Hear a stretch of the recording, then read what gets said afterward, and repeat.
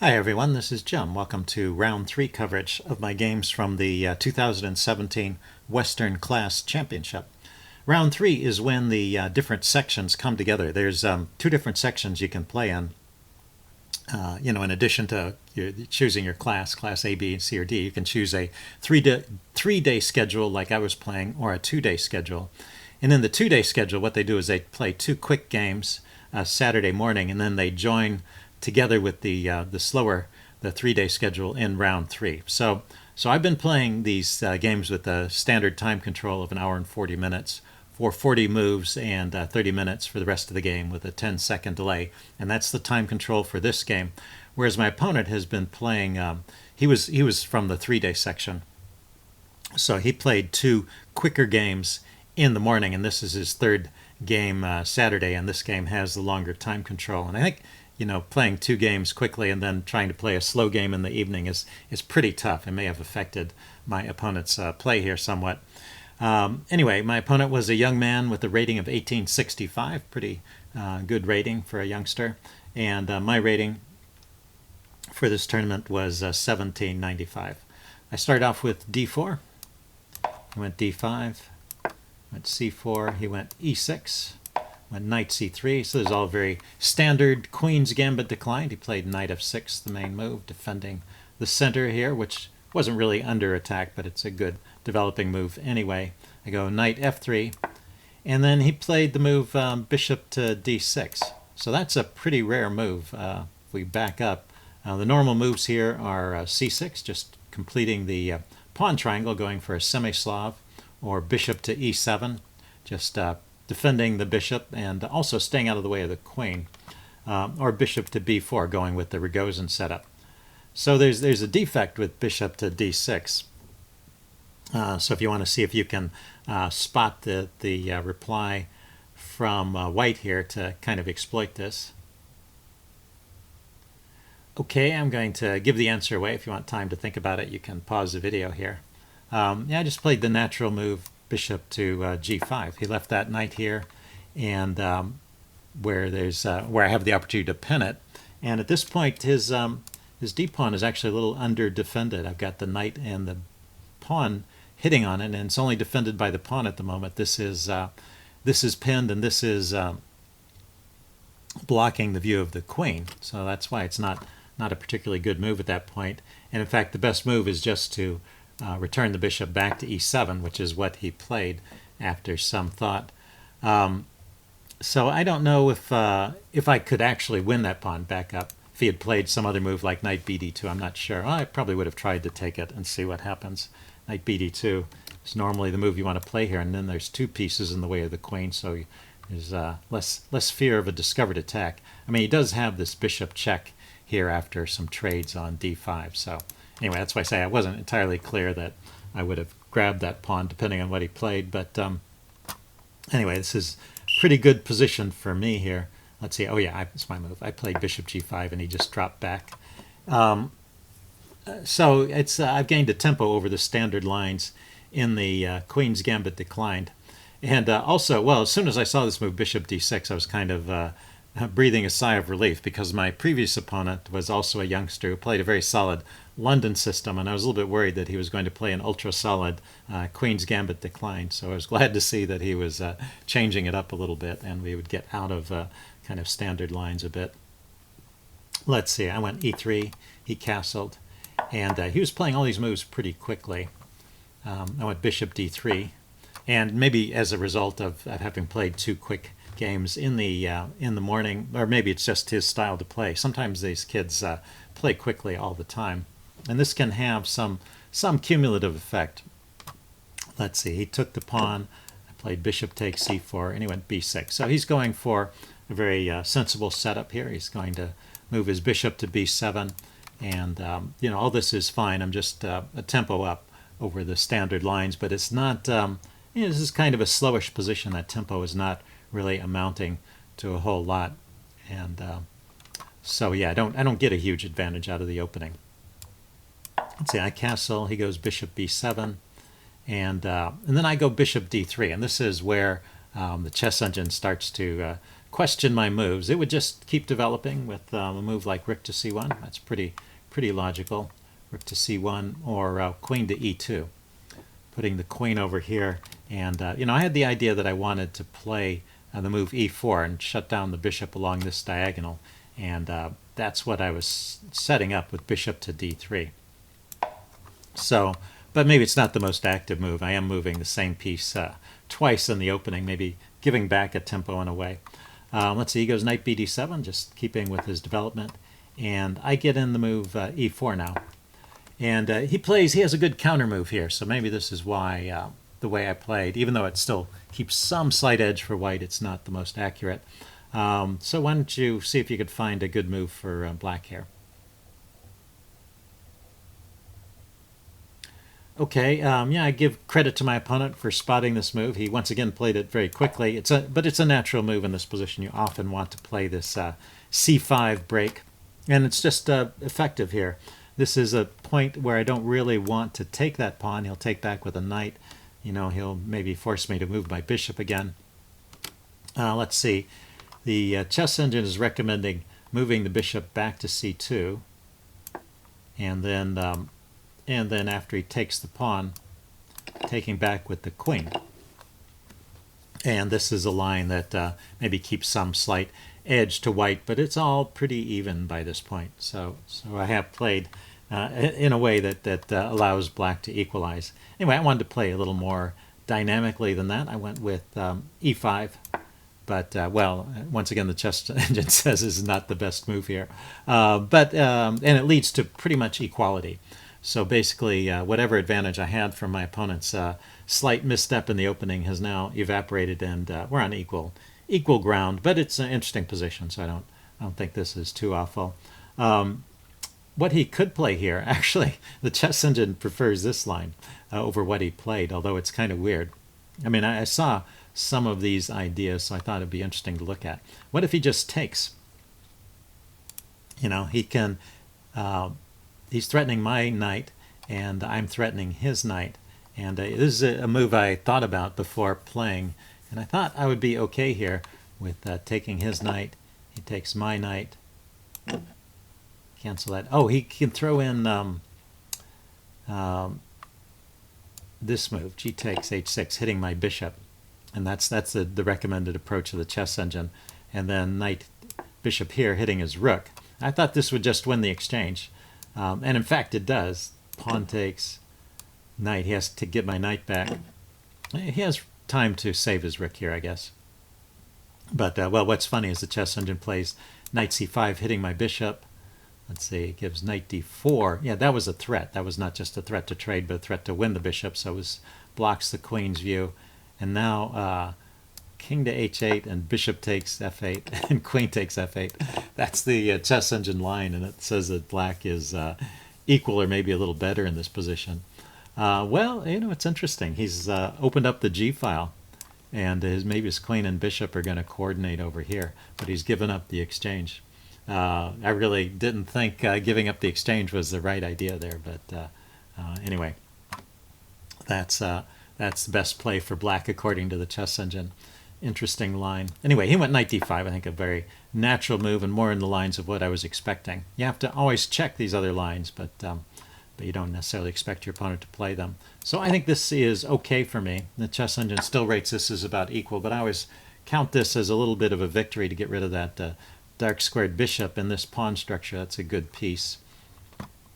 And I've got a clamp, I've got some space in the center, but he's going to be able to undermine my center too. Let's see. He played rook e1.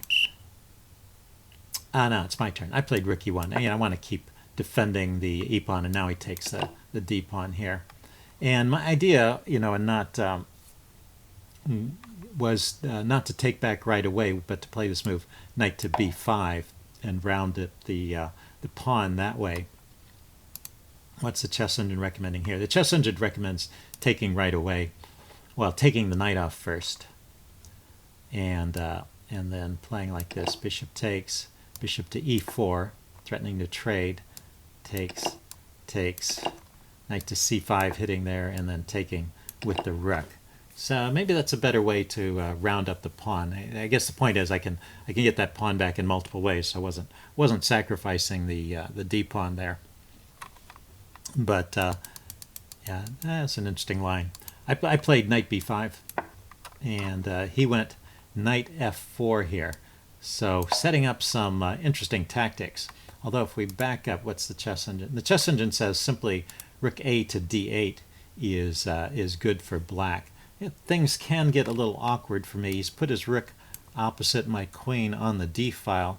I want to round up this pawn, but then I've got a real lineup of pieces on the d file, and it's pretty could be a little dangerous here. Say knight c5, threatening to start trading things and expose a pin along the d file. Looks like black has some edge in those lines. So rook a d8 would be the best move for black, and maybe is getting some kind of advantage. But my opponent is playing for some tactics, and he's still playing very quickly. He snaps out this move, knight to f4, and this does introduce some interesting tactical ideas. For example, he could, in the right circumstances, perhaps sack the knight on g2. That would bring my king up, which would pin the knight, and then his queen could jump in with check. Now, I think it doesn't actually win in this particular case, because queen, although it's checking me, my king I think can get out of check, and he's not immediately taking the knight off. So, I mean, he's not getting his material back right away. So that's probably not a big threat at the moment, but it's these tactical ideas are in the air, and it's pretty typical of how some of these strong young players play quickly and play for positions that have lots of tactical ideas in it. So I looked for a move that would kind of shut down all the tactics, and the chess engine actually verifies this is the best move here. So if you want to pause the video at this point, see if you can find a good move for white. Okay, the move I played here was bishop to e4, and yeah, it just shuts down the bishop along this diagonal, so it ends any idea of sacrificing on g2, because there would be no particular follow-up. And this is a strong piece, so getting rid of that is some kind of accomplishment. Let's see, he didn't trade, he just kept bringing his pieces forward, which is I think a good approach. If you want to get a strong attack going, you keep bringing your pieces forward, and but I wanted to trade. I wanted to get rid of that bishop. And he's got his queen on this diagonal, but still I don't think there's any idea of a sacrifice here. And now I can just take the pawn, and I can take it with the queen. So I thought at this point taking it with the queen would be a better idea than taking with the knight and allowing some kind of pin. So I think I'm okay here. Chess engine still thinks this is about even, and it likes the move knight c to d3. The move that black played actually is a mistake, although it's not so easy to see why it's a mistake at first. He played the move knight f to d3, and he gets into trouble, and we'll see how that happens in the game. The chess engine says knight c to d3 is a good move. Move the other knight there. Let's see, and then it gives this line, knight to d6, hitting the queen.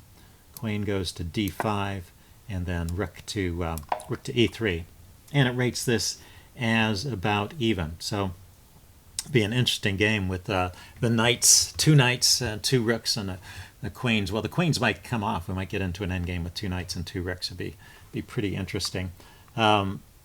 He played knight f to d3, and this move has a flaw, and you might want to stop and think here about what the best way to exploit this move is.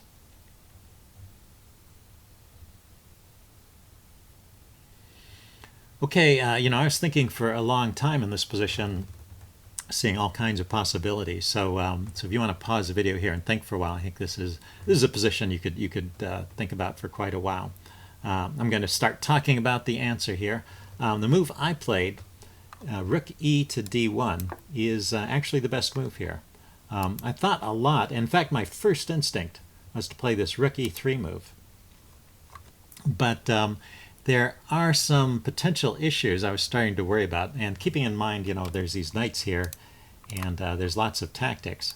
So what I was a little worried about was some combination like this, where maybe the queen comes out here, hits this knight, so the queen comes out with a tempo, and then introduces this threat of knight to b3, which would exploit the pin here, and would fork the queen and the rook. And so I really didn't want to have my back rank left undefended like this. Now the chess engine says that sequence does not actually work in this particular case. It says, but he could throw in rook f to d8. This is the cancel. Rook f to d8, hitting my queen. This is a recommended move. Queen to c3, queen to d7. Cancel that. Queen to d7, piling up here, and knight b d4, getting the knight back into the game. And it says that, well, this is about an even position. So that would be, I think white has some edge, but black is still doing okay here. So it's not, somehow this rook e3 move is just not as strong as rook to d1, the move I played in the game. And I can't say that I understand all the reasons, although we'll see in a variation that comes up later, one of the advantages of having the rook on the d file. In addition to, what I saw was this tactic over here on the queen side, and also the idea that maybe I want to keep the back rank defended, and that's what kind of swayed my decision here to play rook e to d1. So he goes rook f to d8, just as in the previous line. And now I go knight to d6, and this is one thing I had to have in mind before playing into this sequence, is that I wanted to keep my queen here. I wanted to keep up the pressure on this knight, so I needed this knight to d6 move to block his rook and just maintain it there. And it does work. And then he played the move queen to a6, which loses in a pretty simple way. And well, the interesting thing is that at this point in the game, I talked about how he was moving fast. He only had used up 6 minutes on his clock, and I'd used up about an hour. We're at move 20, so we're halfway through that hour and 40-minute period.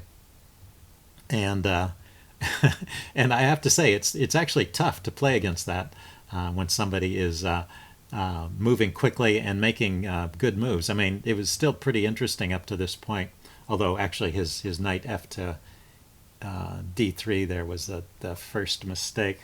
But he was still keeping things interesting, complicated, and tactical, as well as moving quickly. I think there's an effective technique for someone who's has good tactical vision, because they can catch people off guard, and it cuts into my thinking time. I'm used to thinking on my opponent's time, so effectively I've only had half as much time to think about the moves up to move 20 as I would normally get against an opponent who's also thinking. Anyway, so I was sort of just barely managing to hold it together. It's the other temptation you have to resist is, your opponent snaps out a move. You can't just reply instantly. Like, for example, if I had just instantly replied rook e3 rather than starting to think and playing rook to d1, I wouldn't have gotten any kind of advantage. Let's see, but here, what I was worried about, he actually stopped to think at this point, and I was starting to worry about this line, queen d5, and I was thinking, well, how unfair is this? He's been playing blindingly fast. He makes a mistake in the opening, and after this I wasn't really sure what I would do. I was thinking trading is no good, because it leaves this knight kind of stranded, and in fact there's this tactic against the knight. Let's see, rook to d2, I try to double on the d file. He can grab this pawn over here, and then grab my my knight that way. So my knight's a little bit loose on d6, so I would have to be careful. The chess engine says white is still better after queen to e3, so maybe if this situation had occurred on the board I would have been able to find the move, but I hadn't really spotted it just yet. So after queen to d3, black might play something like a5, and then rook to d2, doubling on the d file. And I guess this holds things together and keeps an advantage for white.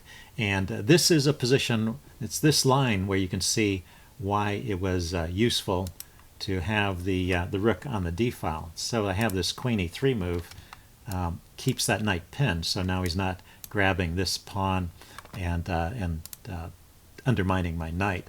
So that's why rook to d1 was one of the reasons why rook to d1 was the better reply in that earlier position versus rook e3.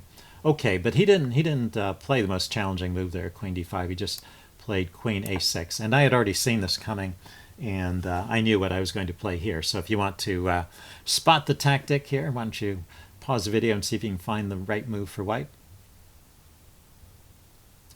Okay, I'm going to give the answer away now. It is b4. Yeah, this knight is just a little under-defended. It's attacked twice. It's defended twice at the moment, but this defender can be driven away. Let's see. The best defense here, according to the chess engine, is queen to a4. Queen a4, giving up the knight, but trading queens and going into this endgame. And getting a pawn here. Knight takes e5, and knight 4 to b5. I guess maybe trying to exploit the position of this knight, but this still looks. Yeah, I'm just a piece up for a pawn, and yeah, it should be an endgame I can win. The knight's not even pinned because my rook is defended. Okay, let's see. He went knight b7. And I think the rest of this is fairly straightforward. Although I had to remind myself, one of the rules is when you're ahead, don't move too quickly. You want to stay slow and steady and not to give up that advantage. There's especially when your opponent. I mean, he was continued to move at a blinding pace. So there's still that temptation to pound those moves out. Snap those moves out, and at the same time, of course, I have 20 moves to make the time control. Well, on move 20, I have to get in 18 moves in the next 40 minutes or so to make the time control. So I can't be too slow, but I have to take my time and think about it. Let's see. He played queen a4. He didn't want the queen trade, and I went queen b3, offering the queen trade again. Let's see. The chess engine likes knight g5 actually. And probably that is the most forcing move. I was trying to play in a little simpler fashion since I didn't want to get into time trouble. Let's see, he has to play something like g6 to prevent the mate. Or, well, it's not a mate, is it? But breaking through on the king side is dangerous. But the queen comes over here to h3, threatening again, h5, and then the knight can take on f7. I guess knight gf7 was the recommended chess engine move. So looks like his king side is falling apart, and that would be the quickest way to finish the game. Anyway, so queen b3 is slower, but it's given the time situation, it's a little easier to play. So he takes, I take, and then let's see, he took the knight, I took with the rook, and he played rook d to c8. So he didn't keep trading, but he got the tried to activate his rooks, and I just played g3. I'm not going to let him mate me. Let's see, he went rook to c3 with a fork of a sorts. He's hitting the knight and he's hitting the pawn, but well, fortunately for me, I actually hadn't seen that in advance, but I have this move knight d4. Again, that's what happens when you start moving quickly. You miss those little moves here. But well, I was able to hold it together. Let's see, he brings his king in. I play rook to d7. Oh, there's a tactic here if you want to spot it. Yeah, there's a better move than rook d7. So what's the best move for white in this situation? Okay, pause the video if you want to find this tactic on your own. I'm going to give the answer away. I could have just taken the b pawn. I was just hanging there because of the pin. Anyway, I played rook to d7, ganging up on the a pawn. He pushed it forward. I figured this was winning a pawn anyway, so that's why I didn't look for anything better. Let's see, I played rook d6. He just brought his king in, and now I snapped this pawn off. Played f6, and well, let's just go forward some moves. Well, it is kind of interesting. Yeah, f6 was probably a mistake. Drives his king back to f7, and then brought the other rook in. Now that I have my king's got some space here, I don't have to worry about the back rank mate. Let's see, he doesn't want to trade. He played rook d8. And I went with rook a7 check. So I threw in an intermediate move here. I mean, he's threatening my bishop. I mean, he's threatening my knight, but the knight is protecting this rook, so I can throw in this check. and the king can't go anywhere that threatens any of my pieces, so I'll have time to save my knight. So I think this is a good way to play. He went king g6, and then I went rook d6. I had spotted this idea that I could actually defend the knight this way and try and force a trade. He doesn't want to trade, so he moved his rook over to the b file, and now I can start pushing the e-pawn forward. So I think that was a good sequence for me and a way to keep that advantage. Sometimes you play too simply and your advantage fades away, but these seem to be good moves.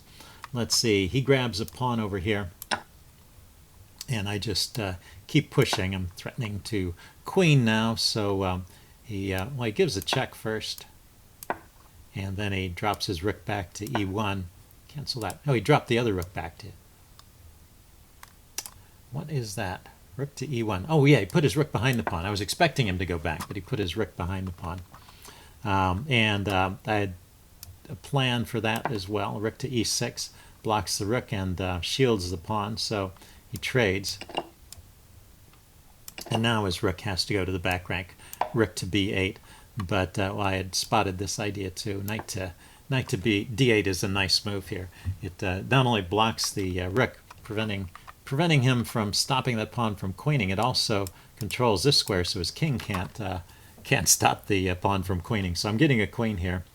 Let's see, what did he do? He played on a few moves. I guess he's one of those kids that the coach told them to play the game all the way out. But I think this is a forced mate. King goes here, rook here, check. King comes forward, and queen e4 is mate.